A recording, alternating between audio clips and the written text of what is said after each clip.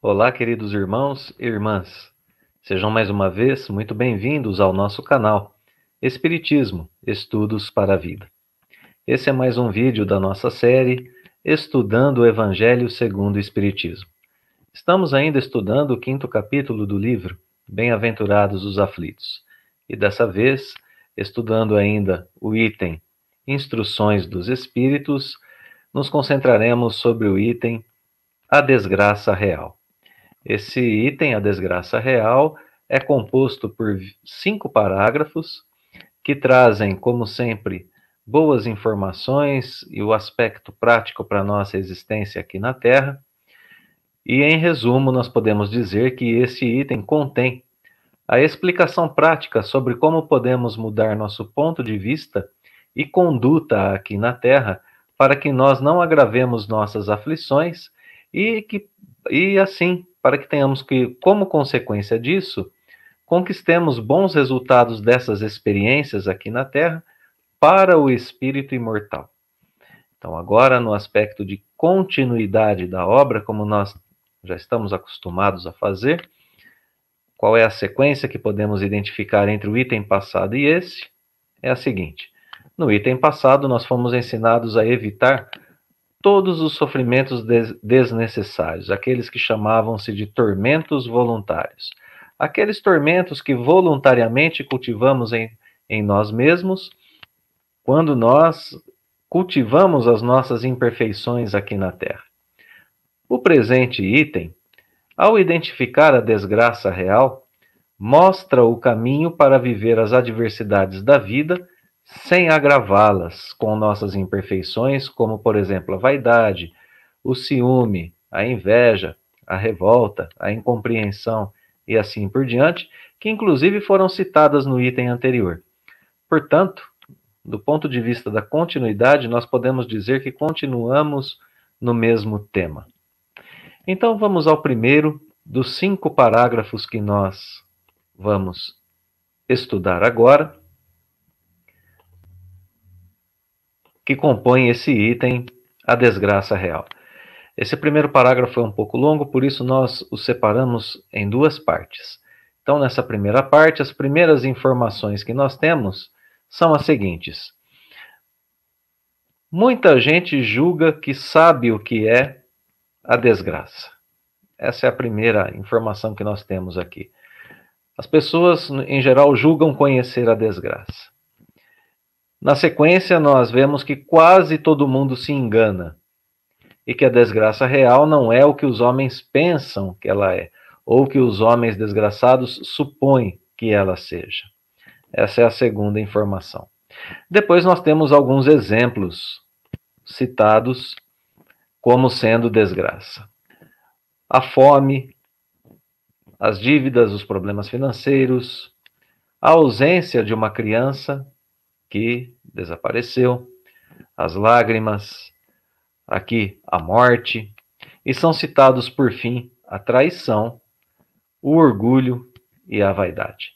Alguns exemplos que são julgados verdadeiras desgraças para a vida aqui na Terra e que, segundo a instrução dos espíritos que estamos vendo, não traduzem a desgraça real. Vamos à segunda parte ainda desse primeiro parágrafo agora. Nessa segunda parte desse primeiro parágrafo, nós vemos a conclusão dessas ideias. A tudo isso se dá o nome de desgraça na linguagem humana, mas ela é desgraça apenas para os que veem somente o presente. Então aqui nós começaremos com o Evangelho segundo o Espiritismo a mudar um pouco a nossa concepção a respeito do que é, de fato, a desgraça. Bem, a verdadeira desgraça, porém, está nas consequências de um fato mais do que no próprio fato. Então aqui, agora nós temos uma definição do que é a desgraça verdadeira, ou pelo menos uma orientação para que busquemos saber o que é uma desgraça verdadeira.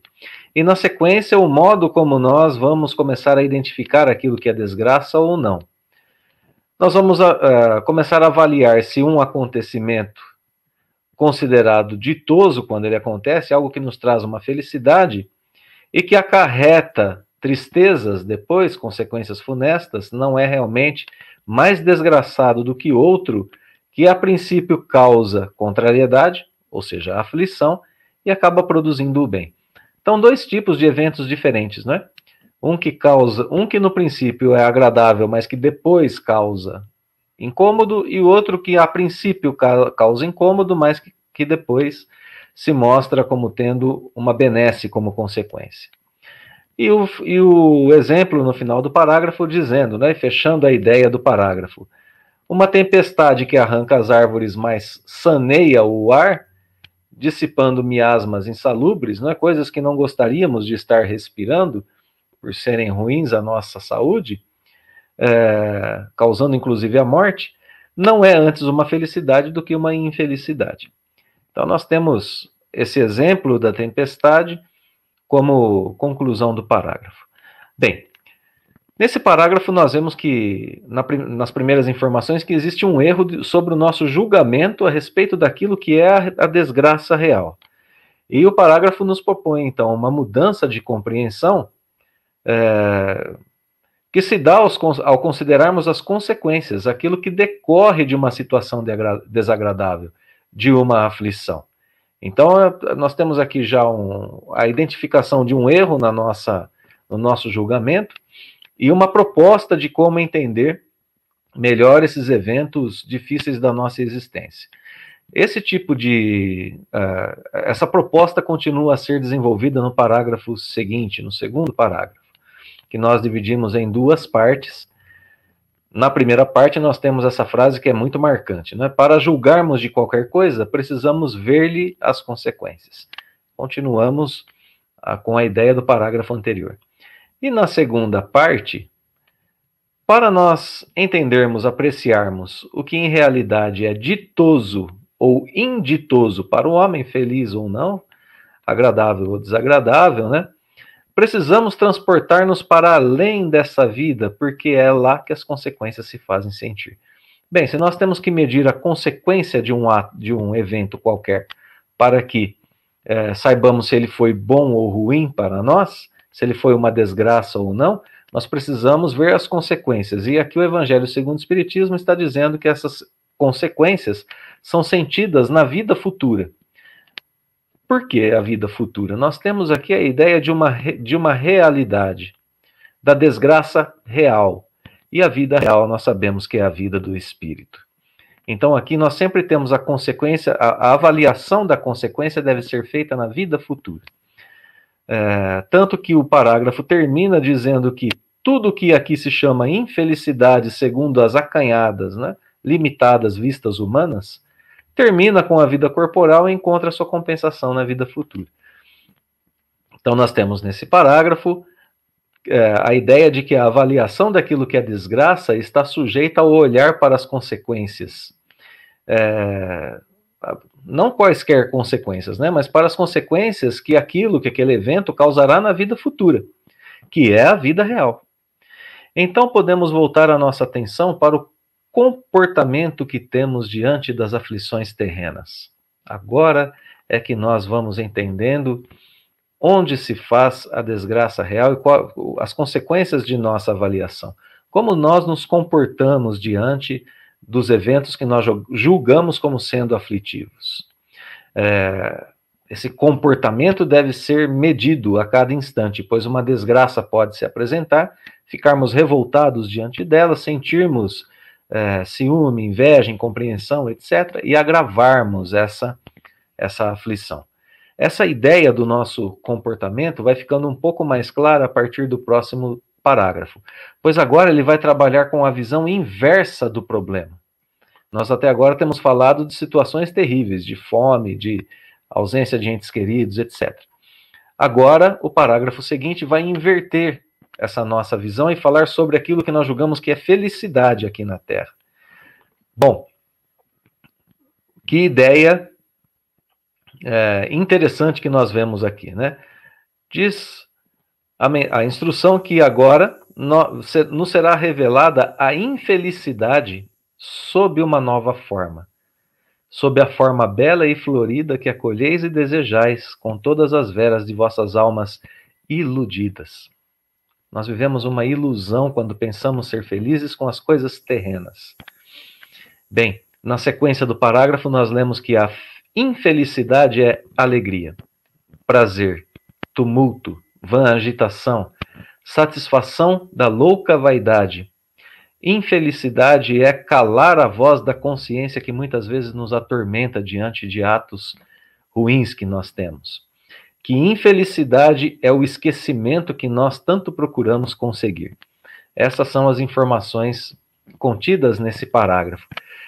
Vejamos, não é que nós desejamos prazer, nós desejamos essas alegrias efêmeras conquistadas nas coisas materiais, nós desejamos escapar das consequências da vida, das dificuldades, das aflições, justamente para esquecer os momentos em que o trabalho é desagradável, que a relação a dois é desagradável, que a relação com os filhos é ruim, quando as finanças não vão bem, quando o corpo está doente. Nós queremos esquecer essas coisas e queremos que a nossa consciência se cale.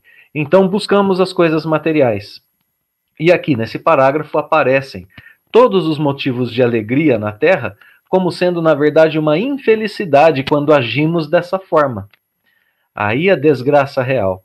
Porque eles entorpecem a nossa consciência, nos fazem esquecer de nossos deveres mais sagrados, de nosso progresso, inclusive. Nos fazem esquecer que muitas vezes uma aflição significa uma prova para a inteligência, um alcançar de um progresso para o espírito. Agindo dessa forma, procuramos estar anestesiados temporariamente das coisas que nos fazem despertar para para os nossos reais deveres e para as conquistas eternas do espírito imortal. Essa anestesia temporária do prazer inconsequente, durante essa anestesia, deixamos de cumprir com nossas obrigações. Portanto, as consequências disso para o futuro serão terríveis, serão ruins para o espírito imortal. Por isso, a vida florida na Terra é infelicidade, pois causará tormento na vida futura, que é a vida real, a única a qual se vive aqui. A única vida real é a vida do espírito, e é por ela que nós vivemos aqui. A alegria aqui, portanto, desse modo inconsequente, com objetivos ruins, torpes, pode ser infelicidade. São exemplos fortes usados para chamar a nossa atenção para os nossos desregramentos e excessos na vida corpórea e para a fuga de nossos deveres que ainda temos aqui nessa existência terrena. Por isso, nosso comportamento está sendo colocado em análise aqui no Evangelho segundo o Espiritismo.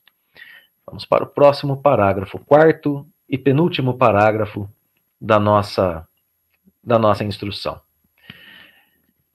Esperança para aqueles que choram e temor para aqueles que estão alegres. Claro, consequências lógicas do parágrafo anterior, não é? A Deus não se engana, não se foge ao destino. Tudo que nós fazemos aqui tem consequências, e é lei da vida que essas consequências sejam de fato experienciadas, que essas consequências sejam vividas, pois se vivemos aquela alegria inconsequente, nos espreitam o repouso ilusório para imergir de súbito na agonia da verdadeira infelicidade, infelicidade na vida futura, né? Consequência dos desregramentos da vida terrena, onde não cumprimos nossos deveres. Daquela que surpreende a alma, olha só como fica o espírito amolentado pela indiferença e pelo egoísmo. Claro, aquele que quer só para si, aquele que vive a vida dessa forma, a fugir de seus deveres, de seus problemas, não é? Esse é o problema daqueles que se perdem nos prazeres da vida terrena. Isso é o que eles vão viver o que cultivaram em si mesmos, em seus espíritos. Ficam amolentados pela indiferença e pelo egoísmo. Sua natureza se corrompe e não progridem. Então, aqui, não é? Chegamos ao ápice da avaliação sobre o que é a desgraça real aqui na Terra. Talvez viver uma aflição e ultrapassá-la bem, combatendo as nossas imperfeições, seja a oportunidade de batalha, oportunidade de luta, oportunidade de redenção.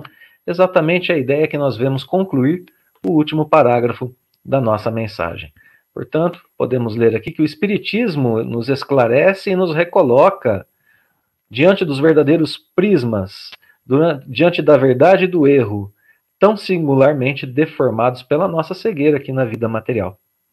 Na sequência do parágrafo, nós vemos a ideia, ou a analogia, uma comparação, para que nós possamos agir como bravos soldados, que não procuremos fugir do perigo, que nós possamos preferir as lutas dos combates arriscados à paz que não pode nos dar glória nem promoção, nem progresso, não é? É só uma imagem para as lutas cotidianas. Que importa ao soldado perder na refrega, na luta, né?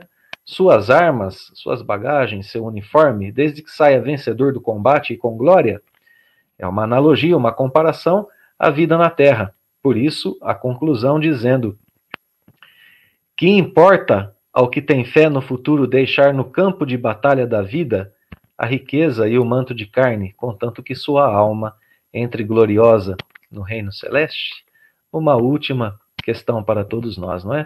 Deixarmos para trás muitas das benesses materiais, muitos dos confortos, muitas das alegrias efêmeras em favor de conquista de progresso espiritual, pode ser uma aflição momentânea para nós.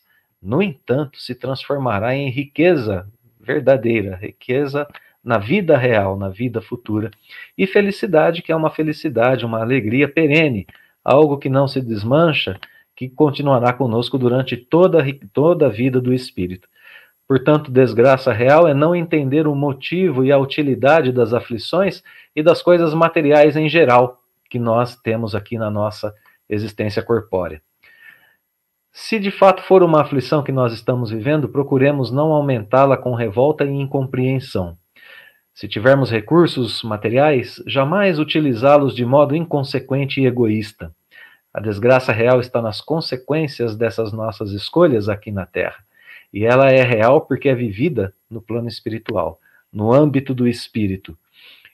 E na vida real, que é a vida da alma, a vida espiritual e moral. Portanto, aqui nesse item do Evangelho segundo o Espiritismo, todas as dicas, a parte prática durante a vida terrena, para que nós possamos evitar a desgraça real, vivendo muito bem todas as experiências que a vida nos proporciona. Muito obrigado, queridos irmãos e irmãs, mais uma vez pela companhia. Deixamos o nosso fraterno abraço e o convite para os próximos estudos do Evangelho segundo o Espiritismo, com os votos de que Deus nos abençoe hoje e sempre.